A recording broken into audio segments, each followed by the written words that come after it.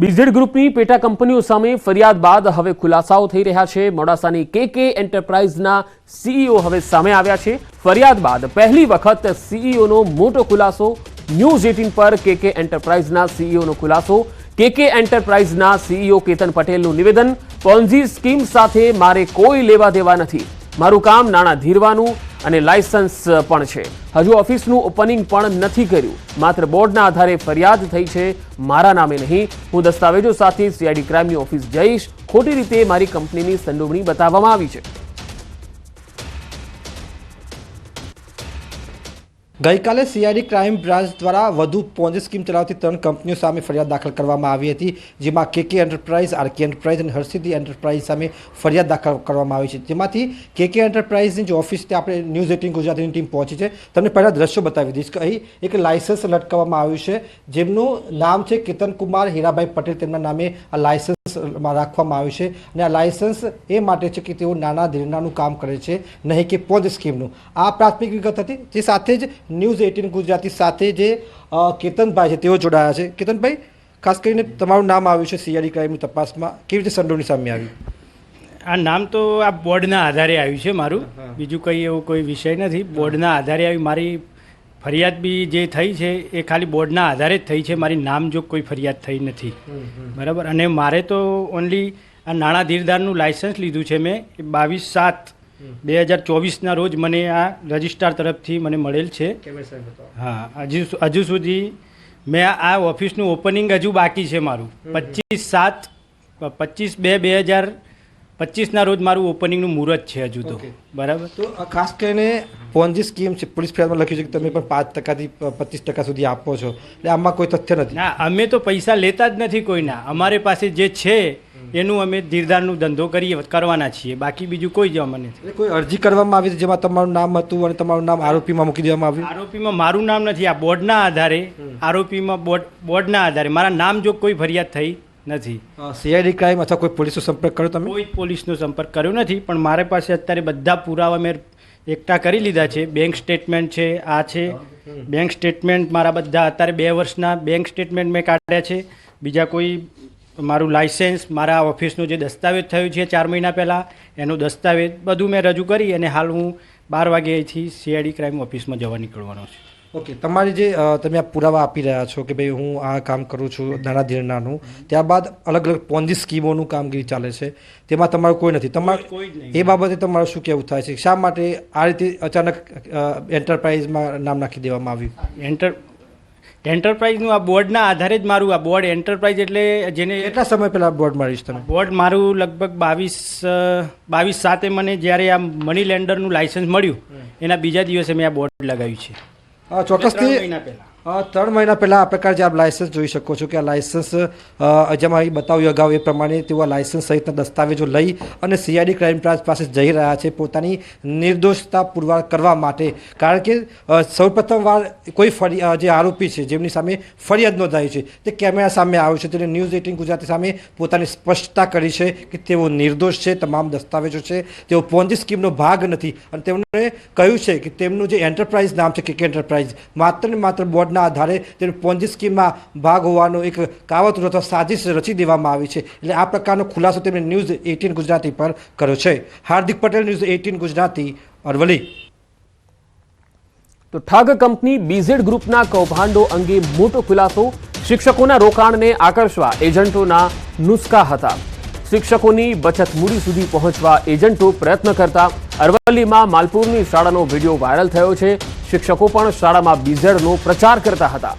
ગોવિંદપુરા પ્રાથમિક શાળાનો video viral થયો છે। બીઝેડના એજન્ટો સ્કૂલમાં પ્રચાર કરતા હતા। આ શિક્ષકો પણ બ્લેકબોર્ડ પર બીઝેડ ગ્રુપ લખી પ્રચાર કરતા। વણઝારિયા ગોવિંદપુરા ગામની સ્કૂલનો જે વિડીયો છે તે વાયરલ થઈ રહ્યો છે।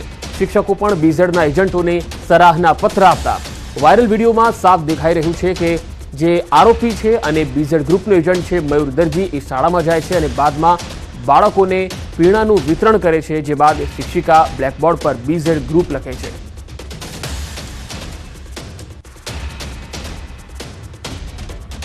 મહાઠગ ઝાલાની જામીન અરજી પર આજે સુનાવણી છે। ગ્રામ્ય સેશન્સ કોર્ટમાં આજે નિર્ણય આવશે। મહાઠગ ઝાલાએ આગોતરા જામીન અરજી કરી હતી। ₹6,000 કરોડના કૌભાંડી એવા બીઝેડ ગ્રુપના સંચાલક ભૂપેન્દ્રસિંહ ઝાલાએ ધરપકડથી બચવા માટે અમદાવાદ ગ્રામ્ય કોર્ટમાં આગોતરા જામીનની અરજી કરી. પોતાના વકીલ મારફતે ભૂપેન્દ્રસિંહ ઝાલાએ આ અરજી કરાવી હતી. આ સાથે અન્ય આરોપી મયુર દરજીએ પણ અમદાવાદ ગ્રામ્ય કોર્ટમાં જામીન માટે અરજી દાખલ કરી, જેના ઉપર આગામી સમયમાં સુનાવણી હાથ ધરાશે.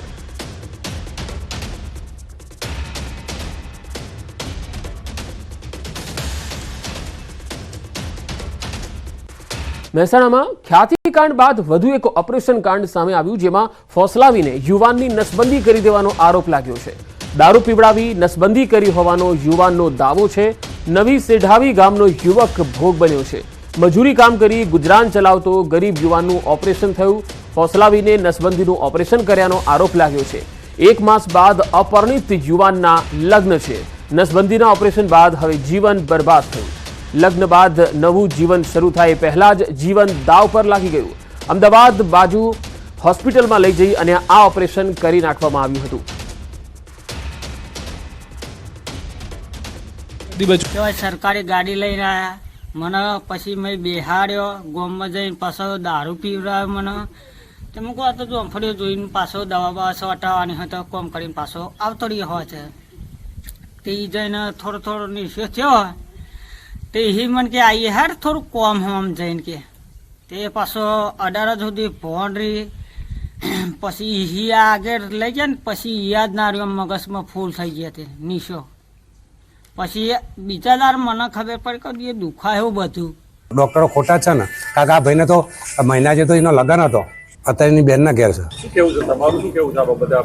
એટલે આ સાહેબ અમારું કેવું એક જ છે કે આ ભાઈ ગરીબ સાહેબ બરાબર, એના મા બાપ નહીં હોય કે ના ખબર નહીં, પણ ઓને ખરેખર સરકાર જોડે ઓને ન્યાય અલાવવા માટે આપણી વિનંતી છે. તો મહેસાણામાં નસબંધી કાંડમાં તપાસનો ધમધમાટ શરૂ થયો છે. મહેસાણા જિલ્લા આરોગ્ય અધિકારીએ નિવેદન આપ્યું. આરોગ્યના કર્મચારીની ભૂલ છે તેવું તેમણે સ્વીકાર્યું. કર્મચારી સામે કડકમાં કડક કાર્યવાહી કરાશે. કર્મચારીને સસ્પેન્ડ કરવાની પણ કાર્યવાહી થઈ શકે છે.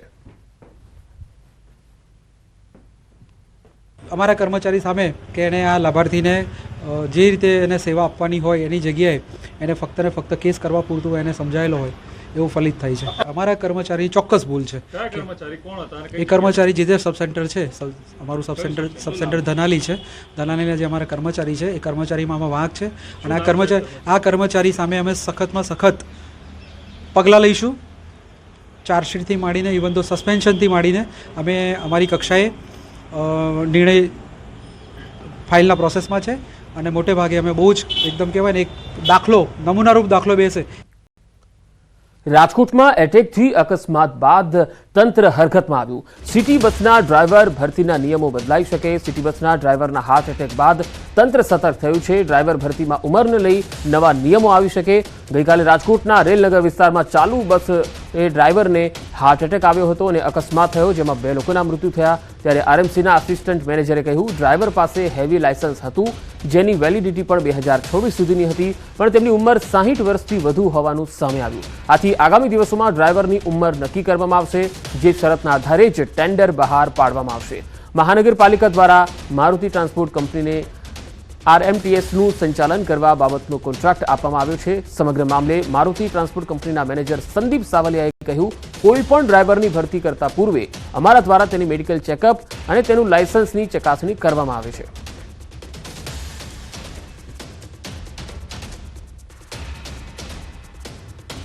આ છે એ પહેલેથી ટૂંકમાં છે એવો કોઈ હાલ પૂરતો તો કોઈ એવી ગાઈડલાઇન્સ કે નથી કે ભાઈ આટલી ઉંમરના. અને બીજું કારણ એ હોય કોર્પોરેશનને કોઈ પણ જગ્યામાં આ જે સિટી બસનું ઓપરેશન છે તો અનુભવી માણસ હોય એ વ્યવસ્થિત અને શાંતિથી ચલાવી શકતા હોય એ રીઝન હોય મેઇન રાખવા માટે.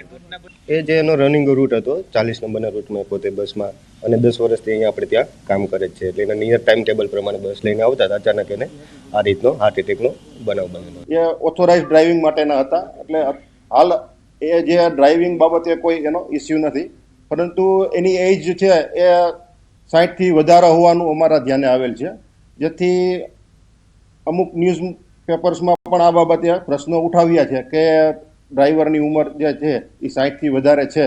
તો આ બાબત અમારે ધ્યાને આવતા હવે અમે આગામી સમયમાં જે કંઈ પણ જે ટેન્ડર કરશું એમાં ડ્રાઈવરની લિમિટ બાબતે અમે એક ખાસ એજ લિમિટ રાખશું, જેથી ભવિષ્યમાં આ પ્રકારની કોઈ દુર્ઘટના ન થાય અને શહેરીજનોને કોઈ અકસ્માતે અવસાન થવાની ઘટના ન બને. અમદાવાદ બોપલ અકસ્માત કેસમાં આરટીઓની કાર્યવાહી. રિપલ પંચાલનું ડ્રાઇવિંગ લાયસન્સ કાયમી ધોરણે રદ કરાયું છે. પોલીસની દરખાસ્ત બાદ આરટીઓની આ કાર્યવાહી. આરટીઓએ નોટિસ મોકલી 1 સપ્તાહ બાદ આ નિર્ણય કર્યો છે. અકસ્માતની ગંભીરતા જોઈને કાર્યવાહી કરાઈ છે. બેફામ કાર હંકારી બોપલ આમલી રોડ પર 5 જેટલા વાહનોને અડફેટે લીધા હતા.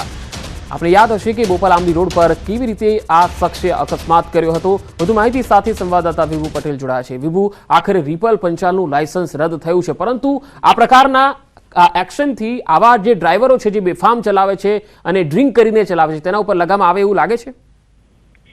પંકજ, અત્યારે જે રીતે બોપલ આમલી રોડ ઉપર રિપલ પંચાલ દ્વારા અકસ્માત કરવામાં આવ્યો હતો, 5 થી 6 વાહનોને અડફટે લીધા હતા. ત્યારબાદ પોલીસ દ્વારા કાર્યવાહી કરવામાં આવી હતી અને એ પોલીસ દ્વારા જે અમદાવાદ આરટીઓને એક દરખાસ્ત મોકલવામાં આવી હતી કે તેના લાયસન્સ ઉપર કાર્યવાહી કરવામાં આવે. ત્યારે અમદાવાદ આરટીઓ દ્વારા રિપલ પંચાલનું જે લાયસન્સ છે લાઈફ ટાઈમ માટે રદ કરી દેવામાં આવ્યું છે. અને એક ઉદાહરણ પણ બેસાડતા હોય છે કે જો આ રીતે બેફામ ગાડીઓ ચલાવશો તો લાયસન્સ આજીવન છે તે રદ થઈ શકે છે અને પછી જો વાહન ચલાવશે ક્યારેય તો પણ તેઓની ઉપર કાર્યવાહી થતી હોય છે, ફોજદારી ગુનો પણ નોંધાતો હોય છે.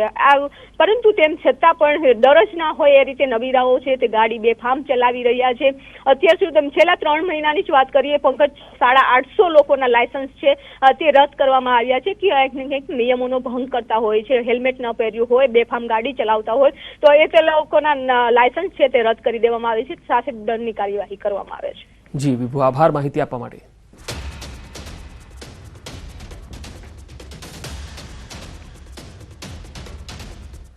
આગળ વધુ સમાચારો પર નજર કરીશું. હાલ રોકાઈશું એક વિરામ માટે.